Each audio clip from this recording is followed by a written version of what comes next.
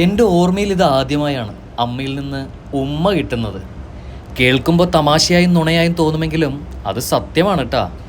ഇക്കഴിഞ്ഞ ലീവിന് നാട്ടിൽ പോയി തിരിക്കുമ്പോൾ പെട്ടെന്ന് കവിളിൽ രണ്ട് മുത്തം. അത് ഇങ്ങനെയായിരുന്നു, എൻ്റെ മകനിരിക്കട്ടെ രണ്ട് ഉമ്മ എന്നും പറഞ്ഞുകൊണ്ട്.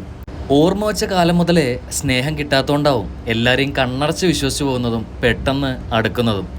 എല്ലാ മക്കളും ആഗ്രഹിക്കും അപ്പൻ്റെയും അമ്മയുടെയും മുത്തം കിട്ടാനും ഒരു കെട്ടിപ്പിടുത്തത്തിനും വേണ്ടി. മനസ്സിലെ ഈഗോ കൊണ്ടോ എന്തോ പരസ്പരം ഒരകൽച്ചയായിരിക്കും ഇരുവരും തമ്മിൽ. അവരെ കുറ്റം പറഞ്ഞിട്ട് കാര്യമില്ല. അവരുടെ സാഹചര്യവും നിമിഷങ്ങളും വേദന നിറഞ്ഞതാവുമ്പോൾ സ്നേഹം തരാൻ ചിലപ്പോൾ മറന്നുപോയതാവും, അല്ലെങ്കിൽ പ്രകടിപ്പിക്കാൻ അറിയാത്തതുകൊണ്ടാവും.